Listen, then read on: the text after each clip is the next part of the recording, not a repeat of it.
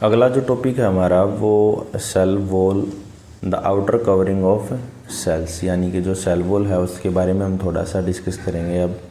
तो सबसे पहले इसके अंदर देखिए नेसेसिटी इन प्लांट, यानी कि जो इससे पहले जो हमने सेल पढ़ा है, सेल के अंदर हमने पढ़ लिया कि जो सेल होता है ये सेल हो गया, इसको अंदर एक यहाँ पर न्यूक्लियस होगा और यहाँ पर ये जो है इसको हम प्लाज्मा मेम्ब्रेन बोलते हैं। और प्लांट के अंदर ये है एक यहाँ पर एक एक्स्ट्रा कवरिंग और होती है जिसको हम क्या बोलते हैं, जिसको हम सेल वॉल बोलते हैं। यहाँ पर प्लांट के ऊपर यहाँ पर एक एक्स्ट्रा कवरिंग और होगी सेल के ऊपर जिसको हम बोलेंगे cell wall.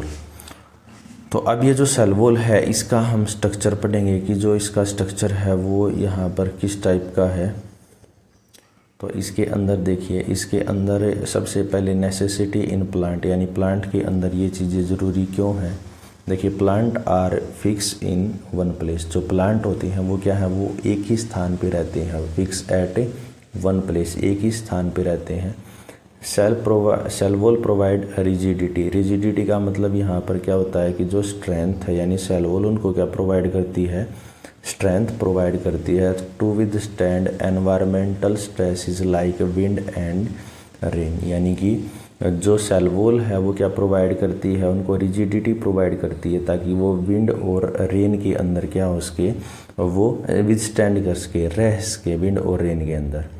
Help leave and flower remain firm, maintain shape and keep plant upright, यानी कि वो किस में हेल्प करती है, वो लीव्स और फ्लावर्स यानी कि remains firm, maintain shape and keep plant upright, यानी कि प्लांट अगर सीधा खड़ा होगा, अपनी ब्रांचेज को सीधा खड़ा रखेगा तो इसका मतलब वो किसकी हेल्प से हो पाएगा, वो हमारा हो पाएगा सेल वॉल की हेल्प से।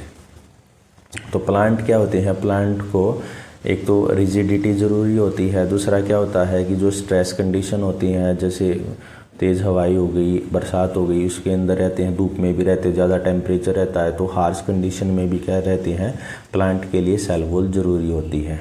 उसके अलावा प्लांट को अपराइट होने में, ठीक है, जो ब्रांचेज होती हैं उनको सीधा रखने में किस में हेल्प करती है, सेल वॉल हेल्प करती है। उसके बाद देखिए जो सेल वॉल है उसकी कुछ प्रॉपर्टीज़ हैं। देखिए रिजिड है बट परमिएबल, यानी कि रिजिड तो होती है, हार्ड तो होती है, लेकिन क्या होती है, परमिएबल होती है, यानी उसके थ्रू जो सब्सटेंस है वो अंदर और बाहर जा सकते हैं। दूसरी है कि जो allow water and some dissolve mineral to pass through, यानी कि वो क्या करती है, वाटर और जो दूसरे सम डिजोल्व मिनरल, घुली हुई चीज़ें जो होती हैं उनको क्या कर सकती हैं, टू पास थ्रू, यानी कि वो उसके अंदर से क्या हो सकती हैं, पास हो सकती हैं। थर्ड है along with cell membrane help root absorb water and nutrient from the soil, यानी कि सेल मेम्ब्रेन के साथ ही क्या करते हैं, यहाँ से जो ये वाटर है इसको रूट्स के थ्रू, यानी जो जड़ें हो वो क्या होती हैं, पानी को एब्जॉर्ब करने में क्या करती हैं, वो हेल्प करती हैं। तो ये जो होगी ये हमारे पास प्लाज्मा मेम्ब्रेन की प्रॉपर्टी होगी। थर्ड है हमारे पास इफेक्ट ऑफ ऑस्मोसिस, ऑस्मोसिस का क्या इफेक्ट होता है, कंसंट्रेटेड सॉल्यूशन। देखिए प्लांट सेल लॉस वाटर, तो प्लांट सेल क्या करते हैं, वाटर को लॉस कर देते हैं। उसके बाद जो सेल वॉल है वो क्या करती है, मेंटेन द शेप, शेप को मेंटेन करके रखती है। And cell membrane pulls away from the cell wall, और जो सेल मेम्ब्रेन है वो क्या होती है, वो पुल्स यानी दूर खींची जाती है, ठीक है, सेल वॉल से। यानी सेल क्या होगा, यानी कि ओस्मोसिस की हेल्प से जो प्लांट सेल है वो क्या करेगा, वाटर लॉस करेगा। अब सेल वॉल क्या करती है, उसकी शेप को मेंटेन करके रखती है। तो जो प्लाज्मा मेम्ब्रेन है वो क्या होती है, वो सेल वॉल से दूर खींची, मतलब इधर शिफ्ट होएगी, इधर खींची जाएगी। तो यहाँ पर देखिए जैसे यहाँ पर नॉर्मल सेल दिखाया गया है, इसके अंदर बिल्कुल सब एनवायरनमेंट बिल्कुल ठीक है, और जैसे ही यहाँ पर प्लाज्मोलाइज हो यानी वाटर लॉस किया तो ये जो सेल है ये क्या होगा, ये श्रिंक होगा। अब श्रिंक होगा तो बिल्कुल शेप तो वैसी रही है, किसने मेंटेन करके रखी है, ये सेल वॉल ने, लेकिन जो प्लाज्मा मेम्ब्रेन होगी वो क्या हो जाएगी, वो यहाँ अंदर से श्रिंक हो जाएगी। उसके बाद देखिए plant cell versus animal cell. Plant cell के अंदर क्या होती है, सेल वॉल होती है, फिक्स शेप होती है, do not shrink completely in A concentrated solution, क्योंकि जो सेल वॉल होती है वो क्या करके रखती है, वो शेप को मेंटेन करके रखती है। तो इस वजह से जो प्लांट तो ये जो प्लांट सेल की जो शेप होती है वो ऑलमोस्ट फिक्स रहती है, तो फिक्स शेप होती है और इसके अंदर सेल वॉल का रोल होता है। तो ये क्या होता है, do not shrink completely in concentrated solution.